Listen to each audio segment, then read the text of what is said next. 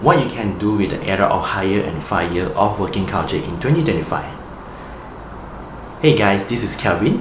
For those who are new here, I talk about career and tech related topic in general since I've been working in tech sector since 2020. And before that, I love to talk about class. But ever since I moved to Singapore 8 years ago, I focus about my careers and I want to share more about related topic to anyone who are actually looking to work in Singapore and whoever actually looking for a job in this era of 2025. Now, in these today topics, I will talk about the dynamic working culture now versus 30 years ago and how it's different. So, for someone who has been raised in ASEAN country, in Malaysia specifically, I've been working in Singapore for the past 8 years. And I remember back then vividly that my grandfathers told us that we need to work in one company, stay long enough to get promotions, and then stay loyal to that, and the company treat you well. So those days, you're going to be able to work in a company for the next 10, 20, 30 years or even until you retire on the first jobs. But in the current jobs environments, it's not possible to do right now. In fact, the dynamic of working environment currently is changed rapidly over the past 10 years. Now, presume that you've been working in a company for a couple of 3 to 5 years, you're probably also looking for next. But generally, even you don't look out for next jobs, you probably also experience being let go or being laid off as well. So this is how the culture works. Now those days, and then when company actually make the hire, they have a proper plans. So they make sure they have enough cash flow to sustain this employee for very, very long times. They also have a growth plan for this employee to continue to work in the company, to stay long enough to grow them to become manager in the management positions and even retirements. And those are the very different culture that we have for today's. In today's company context, when they actually hire, they actually depending on the growth rate that they want to achieve. And a lot of companies, especially from the SMB or from the startup moving to the mid-sized company, they actually rely on the fund from the investors. So that means that they actually get fund from the investor first before they actually make profits. From that itself, they will actually promise the investor, these are the X amount of the growth rate we are looking to achieve. And then these are the hiring that we require. So they will make the hiring based on the promise that they make to the investors from that. So for example, in tech company, a lot of time tech company based from US, from EMEA regions, and they want to expand to different regions like APAC, they will start the Singapore office first and they start to hire people. So for example, they will hire maybe 10 to 20 people within 6 to 12 months down the roads. And then they promise the investor that this is the X return that we're going to see in the next 2 years. But after they hire these 10 people, and then in the next 2 years, they don't achieve the amount of the return they actually promised the investor, and then from there, they have to start to lay off this employee or even let go of this employee. And it's very common here, especially in the fast-moving country like in Singapore, where generally we are here to expand the business for the Southeast Asia regions. And usually you will see the company being hired like maybe 1 to 2 years of this employee, and then they've been let go after that because of certain things that they can put it like a performance issue, they can put it like in the you're not doing well and you are probably not the right candidate for so on and so forth.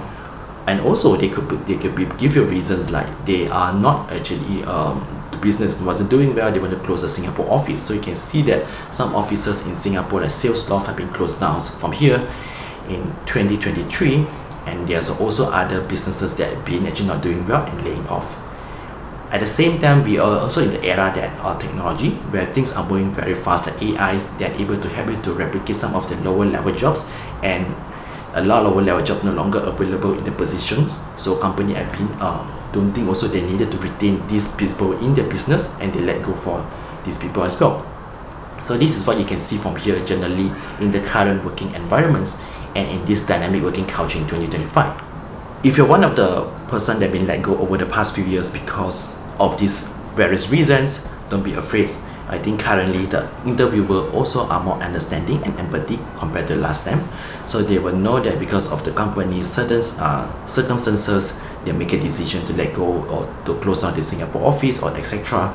And as long as you're able to explain them what's the reason on that behind, and you are usually able to move forward on your next interview job as well. So don't be afraid to tell the interviewer on that. There's nothing to be ashamed of. Just let them know that the company wasn't doing well, the office wasn't doing well, the department doesn't doing well, and you've been let go for that reasons. And then what you can do in this stage is like you can also continue to upskill yourself to make sure they stay relevant with this industry. and also continue to pick up some of the skills so that you can continue able to find your next job quickly enough. And also you have to spend time to network within this industry so that they're able to connect whenever there's opportunity arise that within your skill sets. The other thing is also I noticed is that we also the generations that are able to experience hybrid work environment. 30 years ago back then, there's no such thing as work from homes. You are only able to stay at home if you're sick or you apply leave. But now, a lot of us actually adapt into the working environment, hybrid working environment, where maybe like 3 days in office, 2 days in work from homes. So sometimes we get to save more times in the commute. But at the same time, the barrier of working hours is also crossed more frequent compared to the others. The reason I say that because I think some employers generally know that you work from homes, then you're probably able to turn on laptop anytime, your mobile phone, you have Slacks, you have Microsoft Teams, they can reach out anytime you want. Then even after working hours, they will try to reach out to get certain things done as well.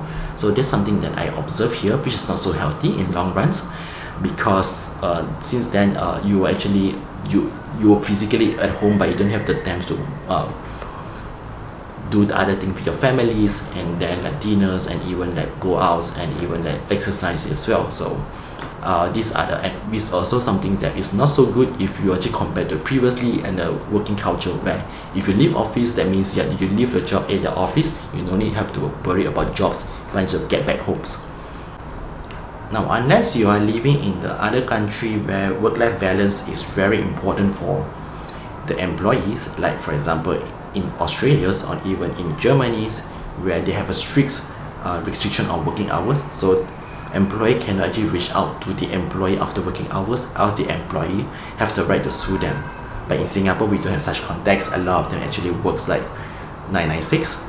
I wouldn't say 996, but pretty much we work after working hours as well. So even sometimes it affect our sleep as well, especially particularly if you are frontline like me in salesperson. So you will quite constantly have to experience all these mental health issues. So that's something that you should be taking precaution of, and that's why I realized also this is the current working cultures that we have in 2025. For whoever actually been affected by this layoff recently or been let go for various reasons because of the business, don't give up, keep searching, keep building the skill, keep networking, and then if you have enough emergency fund, that should be fine. If not, you can still use other platforms to maintain your financial support. So for example, if you have a relevant skill set, like maybe you're good in languages, maybe you know how to do video editing, maybe you're good in marketing, etc., you can just go for a platform like Fiverr, Upworks, freelancers to provide your services for any others companies that are looking to outsource their services and provide them. So you can get some pocket money from that, and also some good money even just to provide these services. And if you don't have skill to offer, don't worry, as long as you know how to drive, you know how to cycle, you can walk, you can become a Grab riders or Grab food deliveries. Of course, I didn't ask you to become a work for the job for long enough or permanently. There is just a side incomes for you to maintain your financials until you get the next jobs. But that's it. So guys, I know 2025 is not the best year for everyone, especially whoever live in APAC regions or in Singapore. But continue hustle, continue learnings, and stay strong guys. See you guys in the next video.